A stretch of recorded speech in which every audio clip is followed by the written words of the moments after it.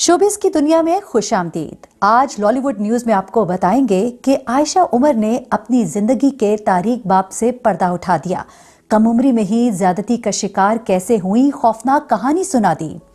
Singer Bilal Saeed और कैटरीना कैफ की बहन इजाबेल की तस्वीर लीक हो गई और वायरल भी हो गई।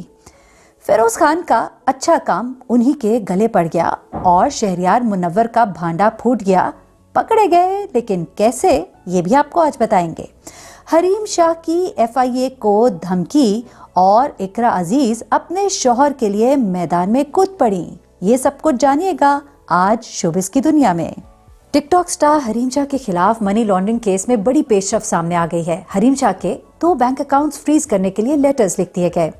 टिकटॉक स्टार के पाकिस्तान में 2 बैंक अकाउंट्स हैं और दोनों अकाउंट्स उनके असल नाम फिजा हुसैन के नाम से बनाए गए। अब एफआईए ने दोनों बैंकों के हेड कंपनीज को लेटर लिख दिया है। आपको याद ही है कि हरीम शाह ने रवा माह के आगाज में एक वीडियो सोशल मीडिया पर शेयर की थी, जिसमें उन्होंने बताया कि वो पहली बार भारी रकम लेकर लंदन पहुंची हैं और उन्हें पाकिस्तान के एयरपोर्ट पर किसी ने भी नहीं रोका और ना ही उनको कोई रोक सकता है। टिकटॉकर का यह भी कहना था कि पाकिस्तान में कानून सिर्फ गरीब के लिए है। लेकिन टिकटॉकर की ये वीडियो वायरल होने के बाद एफआईए हरकत में आई और अब उनके खिलाफ तहकीकात का आगाज कर दिया गया है। बाद में हरीम शाह जो है वो भारी रकम की लंदन मुंतकिली से मुकर गई थी और उन्होंने कहा कि ये वीडियो मजाक में बनाई थी। साथ में आपको याद दिलाते चले कि उनके एक मुंह बोले भाई भी सामने आ गए थे, जिन्होंने आकर ये कहा था कि हरीम शाह को ये पैसे तो मैंने दिए थे, ये पैसे मेरी दराज में पड़े थे और मैं मनी एक्सचेंज का काम करता हूँ। ये पैसे हरीम शाह ने मुझसे मांगे कि मैं टिकटॉक की वीडियो बनाना चाहती हूँ और इसलिए मैंने उसको दे दिए। यूं भाई ने बहन को बचाने की पूरी कोशिश की। लेकिन जब से टिकटॉकर को ये सब खबरें मिली हैं और एफआईए ने उनके तमाम तफसीलात मीडिया को बता दी हैं, उसके बाद से टिकटॉकर की रातों की नींदें ही हराम हो गई हैं।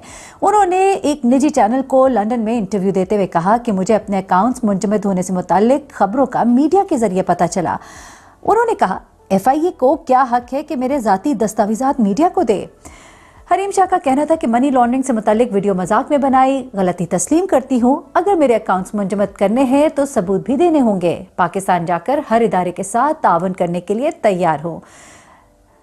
मैं खतरों की खिलाड़ी हूँ, खाइफ होने वाली नहीं। मेरी तमाम आमदनी कानूनी और मेरा सारा रिकॉर्ड शफाफ है। इदारों का काम हमारी हिफाजत करना है, ना कि तंग करना।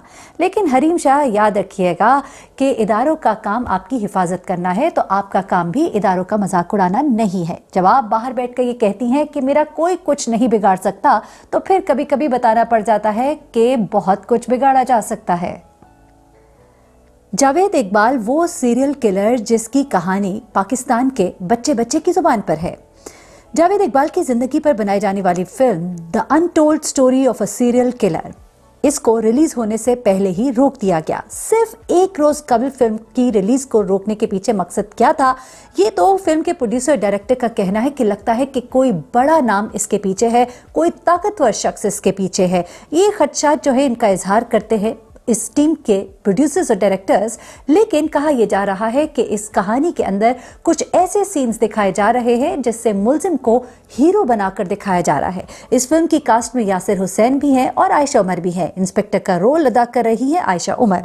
अब यासिर हुसैन की ये फिल्म जब रिलीज नहीं हो रही तो उनकी बीवी जो है वो बहुत ही है परेशान। थोड़ा सा आपको याद दिलाती चलूं इस फिल्म के हवाले से, ये कहानी जो है पाकिस्तान के बदनाम ज़माना सीरियल किलर जावेद इकबाल के गिर्द घूमती है, जिसने 1998 से 99 के दौरान लाहौर में 100 से ज़ायद बच्चों को न सिर्फ जिनसी तौर पर हिरासत किया था, बल्कि उन्हें कत्ल करके इनकी लाशों के टुकड़ों को तेजाब में गलाकर दरिया बुर्द कर दिया था।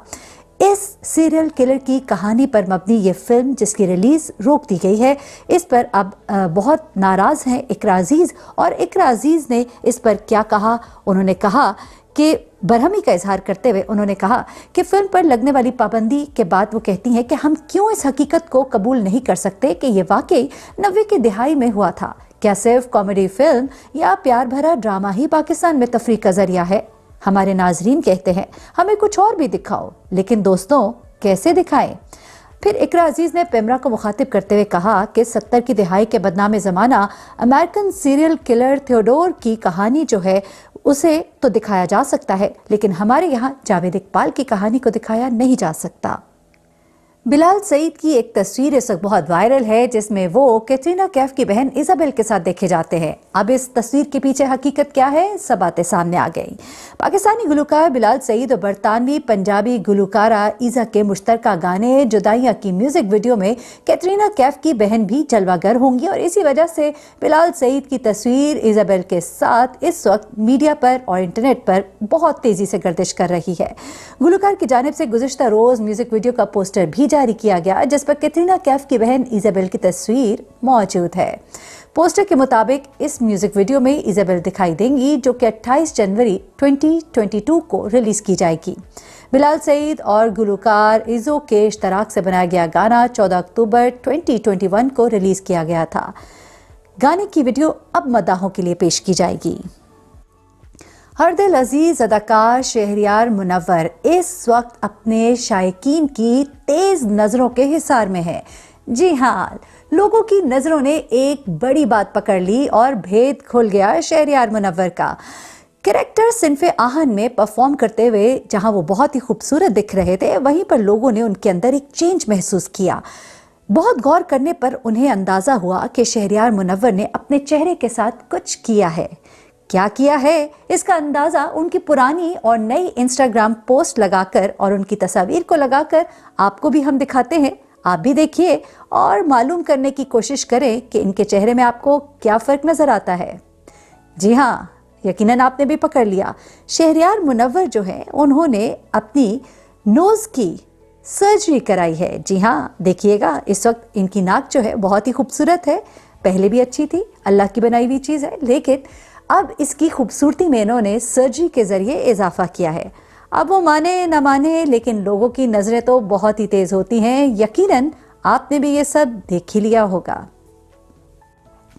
फिरोज खान के फैन उनकी हर हरकत पे बड़ी नजर रखते हैं। जिस वक्त फिरोज खान का रुझान मजहब की तरफ बहुत ज्यादा हो गया और एक वक्त में जब उन्होंने इंडस्ट्री को तकरीबन खैरबाद कह दिया और उसके बाद जब वो वापस आए तब सोशल मीडिया पर बहुत ट्रोलिंग की गई, लेकिन उन्होंने अपने इस वापस आने के मकसद को जिस तरह से बयान किया उसे बहुत से लोगों ने एक्सेप्ट किया और बहुत से लोगों ने एक्सेप्ट नहीं किया।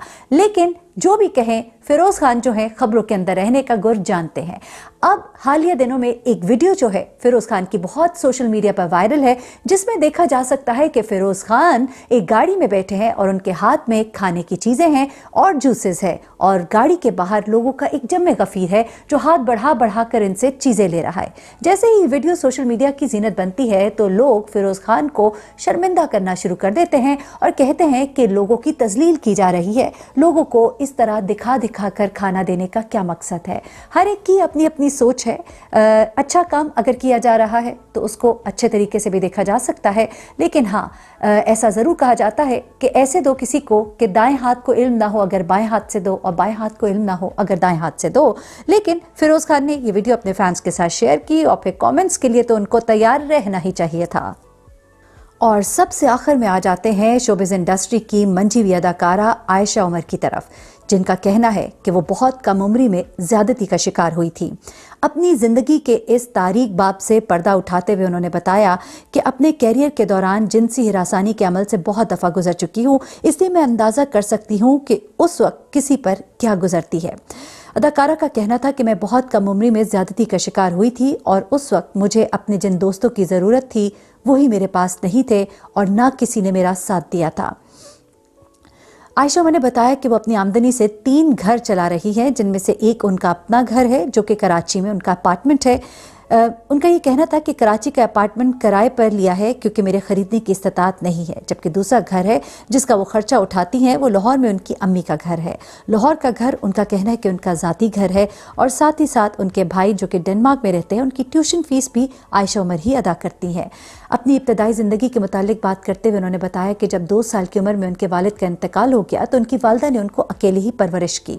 इंडस्ट्री में बहुत सी मुश्किलात का सामना किया और बचपन में जब उनके साथ ज़्यादती का ये वाक़या पेश आया तो उन्होंने बड़ी कोशिश करके आखिरकार अपनी वालदा को ये बात बताई, लेकिन ज़िंदगी के इस तारीक बाब को वो कभी भी भुला नहीं पाएंगी।